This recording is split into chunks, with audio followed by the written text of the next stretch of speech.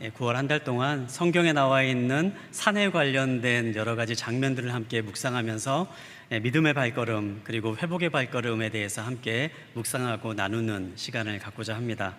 오늘은 첫 번째 시간으로 이 모리아 산의 장면 정상을 향하여라는 제목을 가지고 함께 말씀을 나누겠습니다. 여러분, 산을 좋아하십니까? 이 자리에 계신 분들 가운데는 산을 좋아하시는 분도 있을 것이고요, 산을 싫어하시는 분도 물론 계실 겁니다.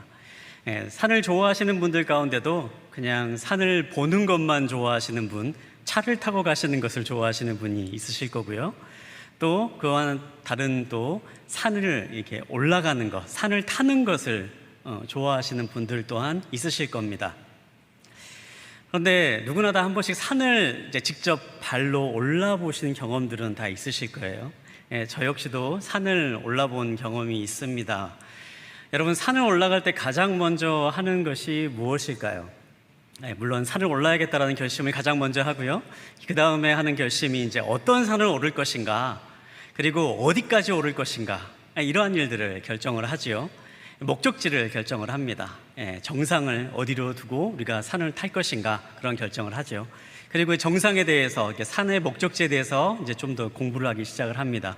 그곳에 가는데 필요한 것은 무엇이고 어떤 길로 가고 또 그곳에 있는 경사도는 어떻고, 이런 다양한 것들을 준비하고 조사하면서 산을 오르는데 필요한 것들이 무엇인지 이제 거기에 맞게 준비를 합니다. 목적지를 정하는 것, 그리고 목적지를 분명히 아는 것이 분명히 필요하지요. 만약에 목적지를 제대로 알지 못하고 산을 타게 되면 산에서 큰 곤경을 당할 수도 있습니다. 또 목적지를 제대로 조사하지 않고 가는 길을 제대로 알아보지 못하고 산을 탔다가는요, 길을 잃고 헤매는 일도 종종 있게 되죠. 그래서 무엇보다도 정상을 결정했다면 그 정상이 어떤 곳인가, 그리고 목적지가 무엇인가를 알고 준비하는 것이 산을 타는 데 있어서 가장 먼저 중요한 일이라고 할 수 있습니다. 신앙의 산을 탈 때에도 비슷하다고 생각을 합니다. 우리가 흔히 신앙 생활을 산에 올라가는 것으로 비유하는 경우들이 종종 있는데요, 신앙의 산을 오를 때도요, 정상을 아는 것이 중요합니다. 정상이 어떤 곳인가, 정상이 어디에 있는가, 이것을 우리가 분명히 알 때에 우리가 신앙생활을 계속해서 나아갈 때 정상에 도달할 때까지 계속해서 발걸음이 이어져 나아갈 수 있는 것이지요. 정상을 알아야지만이 정상에 도착할 수 있습니다. 신앙의 정상을 알아야지만이 신앙생활의 정상에 도달할 수 있습니다. 이러한 관점에서 오늘 본문에 있는 말씀을 함께 보고자 합니다. 오늘 우리가 함께 본 이 말씀은요, 믿음의 조상이라고 하는 아브라함이 인생의 말년에 있었던 사건을 담고 있습니다. 그의 인생에 있어서 가장 클라이막스와도 같은 장면, 창세기 22장에 있는 말씀을 함께 살펴보려고 하는데요, 이 말씀을 함께 살펴보면서 우리들의 신앙의 정상, 그곳에는 과연 어떠한 것들을 발견할 수 있나, 그리고 신앙의 정상에 오르기 위해서 또 어떠한 삶의 모습들이, 믿음의 모습들이 필요하나, 이 시간에 함께 살펴보도록 하겠습니다. 앞서 말씀드린 창세기 22장은 아브라함의 말년의 이야기입니다. 그리고 우리가 함께 22장 1절부터 14절까지에 있는 말씀을 함께 읽었는데요, 1절부터 14절까지 나와 있는 이 말씀의 내용은요, 우리가 어렸을 때부터 신앙생활을 한 사람이라면, 그리고 성경에 대해서 이야기를 접해본 사람이라면 누구나 한 번쯤은 들어봤을 그런 친숙한 이야기입니다. 널리 알려져 있는 이야기인데요, 사실 그 널리 알려져 있는 이야기인데 반해서 그 내용은 굉장히 거북하기 짝이 없는 그러한 내용을 담고 있죠. 하나님께서 어느 날 아브라함을 찾아와서 그의 외아들인 이삭을 제물로 바쳐라 라는 명령입니다. 그리고 아브라함이 그 명령을 따라서 순종했다 라는 내용을 담고 있는 것이죠. 사실 상식적으로 이 본문에 있는 말씀의 내용을 우리가 쉽게 편안하게 받아들이기는 참 어려운 내용입니다. 저는 이 말씀을 이렇게 묵상할 때마다 어렸을 때 제가 느꼈던 그 감정이 생각이 납니다. 저희 아버님께서는 산을 좋아하셨습니다. 그래서 종종 아버지와 함께 산을 오를 때가 많이 있었어요. 근데 하루는 저희 아버님께서 금요철야를 참석하시고 열심히 기도하시고, 그 당시 이제 금요철야는 이제 새벽까지 진짜 말 그대로 철야였죠. 밤을 꼬박 세우시고 거의 새벽 기도까지 이어지는 그러한 철야에 참석하시고 밤새도록 기도하시고 다음날 아침 되었을 때 갑자기 저를 깨우시면서 산에 올라가자라고 하시는 거예요. 그때 제가 갑자기 이 말씀이 떠올랐습니다. 어젯밤에 아버지가 철야기도 하시면서 혹시 하나님한테 무슨 음성을 들은 게 아닌가, 갑자기 왜 뜬금없이 철야기도 갔다 오시더니 산에 올라가자고 하시는 건가, 그러면서 혹시라도 이 창세기 22장에 있는 그 장면이 떠오르면서 괜히 왠지 마음 한구석에 꺼려지는 그런 것이 생기고 왠지 아버지에 대한 두려운 마음이 들으면서 산에 올라갔던 그런 기억이 있습니다. 물론 그냥 산에 갔다가 무사히 잘 내려와서 이 자리까지 제가 설 수가 있는 거지요. 그런데 비단 저뿐만 아니라 자식을 키운 아버지라면, 그리고 이게 또 자녀의 입장으로 또 아버지를 봤을 때 이 말씀의 본문을 우리가 생각해 본다면요, 결코 쉽게 받아들일 수 없는 그러한 본문입니다. 그리고 여기에 나온 하나님의 모습 역시도 어떻게 하나님이 이런 명령을 내리실 수가 있을까? 어떻게 과연 하나님께서 자식을 바치라라고 하는 그런 명령을 아버지에게 내릴 수 있는가? 그러한 하나님의 명령에 대한, 또 하나님에 대한 그러한 의심, 하나님에 대한 그런 부정적인 생각이 들게 하는 또 그러한 본문이기도 합니다. 사실 문화적으로 본다면요, 그 인신공양, 아버지가 자식을, 부모가 자녀를 제물로 바친다던가 아니면 사람을 제물로 바치는 사건은 동서양을 막론하고 오래전부터 있었던 그러한 모습이었습니다. 신에게 어떠한 절대적인 헌신을 나타내기 위해서 사람을 제물로 바치는 사건이 종종 나타나지요. 우리나라의 그 예전 이야기 가운데서도 에밀레종에 대한 이야기 들어보신 적 있으실 겁니다. 우리나라에도 물론 그런 인신공양이 분명히 있었던 것 같아요.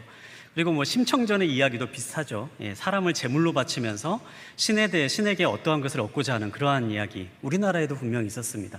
그리고 이때 당시에도 그러한 신에게 사람을 제물로 바침으로 인하여서 신에게 어떠한 절대적인 헌신을 드러내고 또 신에게 어떠한 것을 얻고자 하는 그러한 믿음이 이 과거에도 있었던 거지요. 근데 더 나아가서 이 고대 근동 지역의 그 문화를 살펴보면요, 특별히 다산을 상징하는 신이 사람에게 그 자신의 축복으로 내려주었던 어떠한 존재를 요구하는 경우가 종종 나타났다라고 합니다. 그러니까 다산의 상징인 신이 그 다산의 그 결과로 얻은 재물을 사람에게 요구하는 경우들이 나타났다라는 거예요. 그래서 그 요구를 이제 사람이 순종하고 들어줬을 때에 더 큰 축복을 내려줬다라는 이제 그러한 기록들이 고대 근동의 문화 가운데 종종 있었던 신화적인 표현이었다, 모습이었다라고 합니다. 이러한 배경에 의하면요, 어찌 보면 이 아브라함이 처음 이 하나님의 명령을 들었을 때에 그 마음 가운데에 다른 이방신들, 거짓된 신들, 우상신들이 내렸던 그 잔혹한 그 명령처럼 그 다산의 축복으로 이삭을 주었는데 그 이삭을 다시 바치라고 하면서 어찌 보면 나한테 더 큰 축복을 안겨주려고 한다, 이런 잘못된 믿음을 아브라함이 가질 수도 있었을 것 같다, 그런 생각을 또 해볼 수 있는 거죠. 그리고 하나님 역시도 그러한 잘못된 착각을 할 수 있는 명령을 내리는 다른 많은 잔혹한 우상들, 이방신들, 거짓된 신들과 똑같은 명령을 내리는 것처럼 착각하게 만드는 그러한 본문이 바로 우리가 함께 본 이 창세기 22장의 본문이라는 거죠. 그렇다면 하나님께서 과연 진짜 진심으로 이렇게 잔혹한 명령을 하고 계시는 것일까?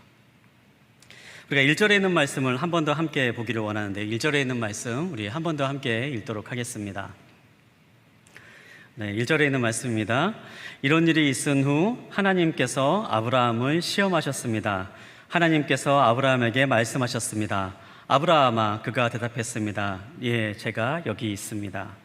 네, 이 사건의 맨 처음 부분에 나오는데요, 이런 하나님에 대한 오해, 하나님에 대한 이러한 부정적인 시선 때문인지 성경은요, 이 사건의 시작을 분명하게 말씀하고 있습니다.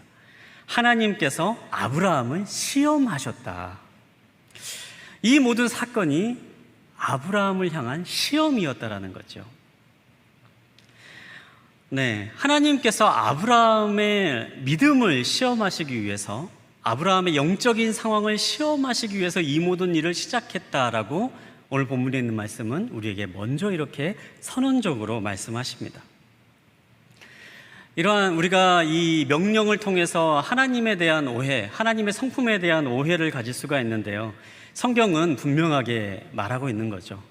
아들을 제물로 바치라고 하는 이것은 하나님의 본심이 아니다, 하나님의 본래적인 성품이 아니다. 이 모든 것은 단지 시험으로 인해서 시작된 일인 것이지 하나님께서 정말 원해서 이런 명령은 내리고 있는 것이 아니다. 여러분, 하나님에 대해서 우리가 종종 오해할 때가 있습니다. 성경을 보다가요, 특별히 이제 구약에 나타나는 하나님의 여러 가지 모습들, 징벌하시는 하나님, 전쟁을 하시는 하나님, 그리고 또 우상 숭배자를 이렇게 진멸하시는 그런 하나님의 모습을 보면서 우리가 종종 하나님의 모습을 잔인한 하나님, 잔혹한 하나님, 그리고 무서운 하나님의 모습을 생각하곤 합니다.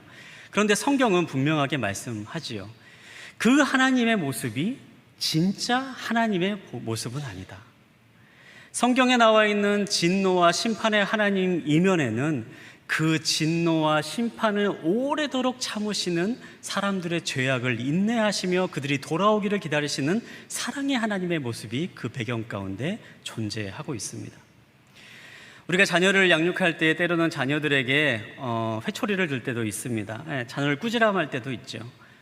그럴 때 그 자녀를 향해서 꾸지람하는 그 모습이 부모의 전부의 모습입니까? 그 부모의 전체 모습입니까? 그렇진 않은 거죠. 또 때로는 자녀가 스스로 어떠한 역경을 이겨내기 위해서 부모가 곁에서 그냥 묵묵히 자녀가 어려움을 겪고 있을 때 지켜만 보고 있는 그러한 경우들도 있습니다. 그렇다고 해서 부모가 자녀를 방치하거나 무관심하거나 그냥 내버려 두는 그러한 부모라고 말할 수는 없는 것이죠. 이 모든 일이 다 부모 마음 가운데 있는 사랑의 마음 안에서 일어나는 다양한 모습들인 것입니다. 성경에 나와 있는 모습도 마찬가지입니다. 오늘 본문에 있는 말씀, 아브라함을 시험하시는 이 모습이 이 22장에 있는 모습만 본다면 어쩌면 하나님께서 이렇게 잔인한 명령을 내리실 수 있을까 우리가 생각할 수 있지만요, 사실 이거는 하나님의 본래의 모습, 하나님의 온전한 모습은 아니라는 거죠. 여러분, 우리가 때때로 시험의 순간이 닥칠 때가 있습니다. 이 아브라함처럼 우리들의 삶 가운데에 하나님의 시험의 순간이 닥칠 때가 있습니다. 그리고 그 시험의 순간을 통해서 우리가 우리의 영적인 상태를 점검하고 하나님을 향한 믿음을 더욱더 굳게 해나가길 원하시는 하나님의 시험의 순간들이 종종 우리의 삶 가운데 있을 수 있습니다. 그럴 때 여러분 기억하십시오. 그 시험의 하나님의 모습이 하나님의 전부가 아닙니다. 하나님은 그 시험의 순간 너머에 우리를 더욱더 온전하게 하기 원하시는 하나님, 우리를 더욱더 성숙한 신앙의 길로 인도하길 원하시는 하나님, 우리를 사랑하시는 하나님의 사랑의 모습이 있음을 우리가 기억하길 원합니다. 이 사실을 알기 때문에 야고보서에서는 이렇게 기록하고 있습니다. 야고보서 1장 2절부터 4절까지 있는 말씀 우리 함께 읽도록 하겠습니다. 네, 형제들이여, 여러 가지 시험을 만나거든 온전히 기쁘게 여기십시오. 여러분이 알다시피 여러분의 믿음의 연단은 인내를 이룹니다. 인내를 온전히 이루십시오. 그러면 여러분이 온전하고 성숙하게 돼 아무 것에도 부족한 것이 없게 될 것입니다. 시험을 만나게 될 때 오히려 그것을 기쁘게 여기라. 시험의 순간에 만나게 되는 그 순간에 하나님이 하나님의 본심이 아니라 그 시험 넘어서 우리에게 주시는 하늘의 상급, 더 온전하게 빚어가시는 하나님의 손길이 하나님의 본심이기 때문에 그 본심을 믿고 신뢰하고 의지하며 시험의 순간 이겨나아가라. 성경은 우리에게 분명하게 말씀하십니다. 여러분, 믿음의 정상에 이르기 위해 필요한 것은 무엇입니까? 그것은 하나님을 신뢰하는 것입니다. 때때로 우리가 하나님에 대한 오해, 지금 내가 처한 상황에서 느껴지는 하나님의 모습으로 인하여서 우리의 마음 가운데 불신이 들 때 어떻게 하나님이 이러실 수 있을까? 하나님이 어떻게 나에게 이런 상황을 허락하실까? 그러한 순간이 드는 순간이 찾아올 수도 있습니다. 그러나 그러한 순간이 온다 할지라도 여러분, 하나님을 향한 신뢰의 마음을 계속해서 붙잡고 나아가시길 바랍니다. 하나님은 좋으신 분이십니다. 하나님은 우리를 사랑하시는 분이십니다. 하나님은 우리에게 좋은 것을 베풀길 원하시는 분이십니다. 때로는 그 하나님의 모습이 보이지 않는 것처럼 보일지라도, 영혼의 어두운 밤을 걷고 있는 것처럼 캄캄한 상황 가운데 처해 있는 것처럼 느껴질지라도 여러분, 하나님을 신뢰하십시오. 그렇게 계속해서 믿음의 발걸음을 나아갈 때에 우리의 발걸음은 계속해서 믿음의 정상을 향해 나아가는 발걸음이 될 줄 믿습니다. 오늘 본문에 있는 말씀에서 두 번째 이해가 되지 않는 또 장면이 나오고 있습니다. 2절과 3절에 있는 말씀 함께 보도록 하겠습니다. 2절과 3절에 있는 말씀 함께 보겠습니다. 여호와께서 말씀하셨습니다. 내 아들, 내가 사랑하는 내 외아들 이삭을 데리고 모리아 땅으로 가서 내가 내게 지시하는 산에서 그를 번제물로 바쳐라. 아브라함이 다음 날 아침 일찍 일어나 나귀 위에 안장을 얹고 하인 두 사람과 그 아들 이삭을 준비시켰습니다. 번제에 쓸 나무를 준비한 후 하나님께서 지시하신 곳을 향해 떠났습니다. 네, 하나님께서 아브라함에게 내 아들을 번제물로 바쳐라라는 명령을 내립니다. 그런데 이 명령을 받은 아브라함의 모습은 어떻습니까? 3절에 있는 말씀을 보면요, 아브라함이 다음 날 아침 일찍 일어나 하나님이 지시하신 곳을 향해서 준비하여 떠났다, 이렇게 기록을 하고 있지요. 여러분, 정상적인 아버지라면 이런 반응을 할 수 있을까요? 정상적인 아버지라면 이 하나님께서 아들을 바쳐라 라고 하는 명령을 내렸을 때에 아무런 믿음의 마음의 갈등 없이 다음 날 아침 일찍 일어나서 그냥 번제물을 바치기 위해서 모든 것을 준비한 채 그렇게 길을 떠날 수 있을까요? 아브라함이 하나님의 명령 앞에 선 이러한 반응은요, 사실 우리의 상식으로는 이해하기 어려운 반응입니다. 어떤 아버지가 아들을 제물로 바치라고 그랬을 때 담담하게 이렇게 갈 수 있을까요? 아무런 고민도 없이, 아무런 망설임도 없이 그냥 길을 향해 떠나갑니다. 심지어 이 아들은 25년 동안 기다렸던 아들이죠. 오랜 세월 기다려서 이제 마침내 약속의 아들을 얻었다 하면서 기쁨 주셨다. 그래서 이삭이라고 지을 만큼 정말 아브라함이 소중히 여겼던 외아들이었습니다. 그런데 이 외아들을 제물로 바치라 라고 하는 이 명령 앞에서 아브라함은 너무나도 담담하게 그 명령을 순종하며 나아가고 있습니다. 아브라함이 어떻게 이렇게 순종의 모습을 보일 수 있었을까? 히브리서의 말씀을 보면요, 이때 아브라함이 가졌던 믿음의 모습을 우리에게 설명해 주고 있습니다. 히브리서 11장 17절부터 19절까지 있는 말씀을 함께 읽도록 하겠습니다. 믿음으로 아브라함은 시험을 받을 때 이삭을 바쳤습니다. 그는 약속들을 받은 사람이라면서도 자기 외아들을 기꺼이 바치려 했습니다. 하나님께서 전에 말씀하시기를 내 자손이라고 불릴 사람은 이삭으로 말미암을 것이다 라고 하셨습니다. 아브라함은 하나님께서 죽은 사람도 살리실 수 있다고 생각했습니다. 그러므로 비유로 말하자면 그는 이삭을 죽은 사람들로부터 돌려받은 것입니다. 아멘. 네, 아브라함이 하나님께서 이삭을 바치라라고 하는 말씀을 들었을 때에, 그 말씀을 들었을 때에 아브라함이 가지고 있었던 믿음이 어떠했는가, 이 믿음에 대해서 히브리서의 말씀을 우리에게 이야기해주고 있습니다. 첫 번째로 아브라함이 가지고 있었던 믿음은요, 하나님께서 하나님의 언약을 분명히 지키시는 분이시라는 것을 믿었다라는 거죠. 그가 그동안 살아왔던 하나님의 말씀에 순종하면서부터 창세기 12장으로부터 살아오면서 겪었던 하나님은 하나님께서 약속하신 것을 반드시 이루시는 하나님이셨습니다. 그리고 그 약속이 바로 이 이삭을 통해서 내가 큰 민족을 이루게 할 것이라는 약속이라는 사실이었죠. 이 아브라함이 하나님의 약속, 너로 인해서 많은 자손을 얻게 할 것이다라고 하는 그 약속에 흔들렸을 때에 그리하여서 그의 종이었던 엘리에서를 후계자로 삼으려고 했던 순간에도 하나님은 분명하게 다시 한번 말씀하셨습니다. 내 몸에서 난 내 후손이 있을 것이다.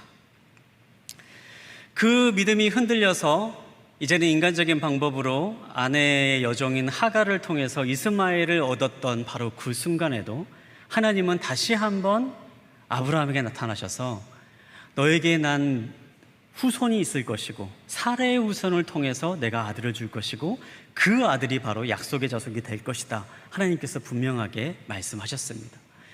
이러한 일련의 일들을 겪으면서 아브라함 가운데 분명한 믿음이 하나 있었던 거죠. 이 이삭은 하나님께서 주신 약속의 자손이다. 그리고 하나님은 그 약속을 반드시 이루시는 분이시다라는 확실한 믿음이 그 마음 가운데 있었던 것입니다. 여러분, 하나님께서 주시는 시험 앞에서 또 때로는 우리의 삶의 자리에서 믿음이 흔들리는 순간 기억해야 될 것은 무엇입니까? 하나님을 기억하시는 것입니다.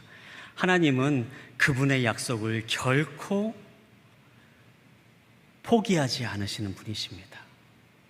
하나님은 그분이 하신 약속을 반드시 이루시는 분이십니다. 그리고 그 약속이 이루어질 것을 믿고 붙잡고 나아갈 때에 우리가 우리 앞에 있는 어려움의 순간, 환난의 순간 그 모든 것들을 이겨낼 수 있는 힘을 얻을 수 있는 것이지요. 두 번째로 아브라함이 가지고 있었던 믿음은 무엇입니까? 아브라함은요, 전지전능한 하나님을 알았던 거예요. 그가 창세기 12장 이후부터 시작됐던 하나님과 동행하는 모든 일련의 사건을 경험하면서 하나님은 매 순간순간 절체절명의 순간에 아브라함의 삶을 개입하시고 때로는 기적과 같은 일을 행하시면서 때로는 이해하지 못하는 일들을 행하시면서 하나님의 전지전능하심을 드러내셨습니다. 그가 믿음이 없어서 자신의 아내를 위험에 빠뜨리는 순간이 있었을 때도 하나님은 나타나셔서 그 위험에서 건져내시는 것을 경험했습니다. 아브라함은 또한 자기 조카 롯이 어려움을 겪을 때에 그 절체절명의 순간에 아브라함을 보호하시고 인도하시는 그러한 전지전능한 하나님을 그의 인생을 통해서 경험했습니다. 아브라함은 하나님의 손을 경험으로 알고 있었던 사람이죠. 이 아브라함은 하나님의 전지전능함을 의심하지 않고 온전히 믿고 있었습니다. 이 두 가지를 믿고 있는 아브라함이었기 때문에 그런 고백을 할 수 있었던 거죠. 설령 이삭이 죽게 될지라도 하나님은 살려내실 것이다. 그 믿음을 가질 수 있었던 것입니다. 사랑하는 여러분, 하나님과 함께한 경험이 믿음의 사람을 만드는 줄 믿습니다. 여러분의 삶 가운데 하나님과 함께 하셨던 경험들이 있으십니까? 지금까지 살아오시면서 그러한 하나님의 역사를 경험하신 경험들이 있으십니까? 여러분, 그 경험들을 소중히 생각하시기 바랍니다. 그 경험들을 계속해서 붙잡으시기 바랍니다. 그리고 어려움의 순간이 있을 때마다 그때의 경험들을 계속해서 꺼내시기 바랍니다. 그 하나님, 내가 경험했던 나를 절망의 순간, 절체절명의 위기의 순간에 나를 구원했었던 그 하나님이 지금 이 순간에도 나와 함께 하실 것이고 지금 이 순간에서도 나와 동일하게 역사하실 것임을 믿으시길 바랍니다. 여러분의 믿음의 역사가 그 하나님의 역사를 경험했던 그 경험들이 우리를 계속해서 믿음의 발걸음으로 인도해 나아가는 줄 믿습니다. 그렇기 때문에 우리가 한 가지 더 생각해 볼 수가 있죠. 여러분, 지금 이 순간에 하나님과 함께 살아가고 계십니까? 믿음의 정상을 위해서 나아가는 발걸음은요, 매 순간순간 하나님과 함께하는 발걸음을 기억하시기 바랍니다. 지금 이 순간에 내가 하나님과 함께하기 위해서 노력하는 그 순간순간들이 나의 삶 가운데 하나님과 동행하는 경험들로 이어져 나아갈 것이고, 그리고 그 경험들이 쌓여서 결코 흔들리지 않는 위대한 믿음의 사람으로 우리를 성장시키고 계속 나아가도록 하는 것이지요. 하나님과 함께하는 믿음의 발걸음을 계속해서 나아가시길 바랍니다. 이렇게 하기 위해서 우리가 많은 것들을 하고 있죠. 어떤 분들은 새벽 기도에 꼬박꼬박 나오시는 분들이 있고요. 또 어떤 분들은 큐티를 통해서 계속해서 하나님과 함께하는 일상을 쌓아나가시는 분들도 계십니다. 그리고 지금 이 자리에 우리가 금요 회복 예배로 매주 금요일마다 함께 이 자리에 나와서 우리를 회복해 하시는 하나님의 역사를 사모하고 또 하나님께 예배하는 이 자리 역시도 우리가 하나님과 함께하는 바로 그러한 경건의 자리, 하나님과 함께하는 그런 믿음의 자리인 줄 믿습니다. 여러분, 이러한 믿음의 자리들을 계속해서 쌓아나가시길 바랍니다. 그리고 그 자리들을 통해서 계속해서 믿음으로 통해서 하나님을 경험하시는 역사가 점점점 많아지시길 바랍니다. 그리고 그 경험들이 쌓였을 때에 여러분, 그 경험들을 하나하나 딛고 올라가 우리가 믿음의 정상에 오를 수 있음을 기억하시기 바랍니다. 이렇게 믿음의 발걸음을 계속해서 발걸음을 내딛었던 아브라함의 모습, 그 마지막의 사건은 이렇게 이어져 나아가고 있습니다. 우리 10절부터 12절까지 있는 말씀 함께 읽도록 하겠습니다. 아브라함이 손에 칼을 들고 아들을 죽이려고 했습니다. 그때 여호와의 천사가 하늘에서 아브라함을 불렀습니다. 아브라함아, 아브라함아. 그가 대답했습니다. 제가 여기 있습니다. 천사가 말했습니다. 그 아이에게 손대지 마라. 그에게 아무것도 하지 마라. 내가 내 아들 곧 내 외아들까지도 내게 아끼지 않았으므로 이제 내가 하나님을 경외하는 것을 내가 알았노라. 네, 아브라함이 그의 아들 이삭을 죽이려고 하는 순간 천사가 나타나서 아브라함을 말립니다. 그리고 말씀합니다. 내가 내 외아들까지도 내게 아끼지 않았으니 이제 내가 하나님을 경외하는 줄을 내가 알았다. 네, 하나님의 시험, 그 시험이 끝났다, 이렇게 선언하고 있는 것이죠. 아브라함은 이 시험을 성공적으로 통과했습니다. 합격했습니다. 아브라함의 하나님의 마지막 그의 믿음을 증거하기 위한 마지막 시험의 자리에서 아브라함은 그의 믿음을 충분히 증명해냈습니다. 이 자리는 시험의 자리였습니다. 그리고 저는 그런 생각을 해봐요. 만약에 아브라함이 이 순간에 정말 이삭을 바치는 이 순간에 이 시험에 실패했으면 어땠을까? 저는 시험이기 때문에요, 하나님께서는 그걸 가지고 또 아브라함을 나무라지 않았을 거라고 생각해요. 그리고 우리가 민수기에서 보듯이 이스라엘 백성들이 광야에서 가나안 땅을 정탐했을 때에 하나님의 시험 앞에서 이제 그 시험을 통과하지 못했을 때 광야 생활을 시작했던 것처럼 어쩌면 이 이삭을 바치라는 이 믿음의 시험을 아브라함이 통과하지 못했다면 하나님께서는 또 아브라함과 함께 동행하는 시간들을 계속해서 가지며 아브라함이 더욱더 깊은 믿음의 사람이 되도록 그를 또 연단시키시고 동행하시는 시간을 쌓아 나가시겠죠. 하나님의 시험이기 때문입니다. 그런데 이 아브라함은 이 어려운 시험, 사실 불가능해 보이는 이 시험을 통과합니다. 시험이 합격되었던 거죠. 그런데 오늘 본문에 있는 말씀을 보면요, 이 합격한 걸로 오늘 본문에 있는 말씀이 끝나지 않습니다. 이 시험이 목적이었고 이 시험을 통과하는 것만으로 하나님께서 이 본문에서 우리에게 전하고자 하는 그 메시지가 끝이 났다면 이 아브라함이 이제 이삭을 바치려고 했던 바로 그 믿음을 드러냈던 그 순간, 그리고 이제 내가 하나님을 경외하는 줄 알았노라 라고 말하는 그 순간 이 장면이 끝이 나겠지요. 그런데 이어지는 본문을 보면요, 이 사건은 거기서 끝이 나지 않습니다. 13절과 14절에 있는 말씀 함께 읽도록 하겠습니다. 아브라함이 눈을 들어보니 순양 한 마리가 덤불에 뿔이 걸려 있었습니다. 아브라함은 가서 그 양을 잡아 자기 아들 대신 번제물로 드렸습니다. 그리고 아브라함은 그곳을 여호와 이레라고 불렀습니다. 그래서 오늘날까지도 사람들이 여호와의 산에서 준비될 것이다 라는 말을 합니다. 아멘. 아브라함의 믿음의 시험이 다 끝난 이후에 갑자기 다시 번제의 이야기가 시작되는 거죠. 그때 마침 순양 한 마리를 발견하게 되고 그 순양을 이삭을 대신해서 번제물로 바칩니다. 그리고 그곳에서 여호와의 산에서 준비될 것이다 라고 하는 내용으로 이 본문에 있는 말씀이 끝이 나게 됩니다. 아브라함은 충분히 그의 믿음을 다 보였습니다. 그리고 하나님으로부터 그 믿음을 인정받았습니다. 그러나 그 다음에 이어지는 내용이 무엇입니까? 바로 이삭을 대신해서 다른 제물을 바쳤다라는 겁니다. 번제가 드려졌다라는 거죠.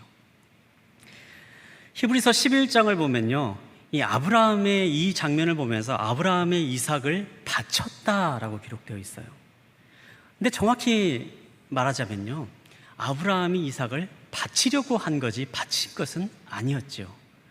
대신해서 양을 번제물로 바쳤습니다. 그런데 히브리서 11장을 보면 이 장면을 보면서 아브라함이 이삭을 바쳤다라고 기록하고 있어요.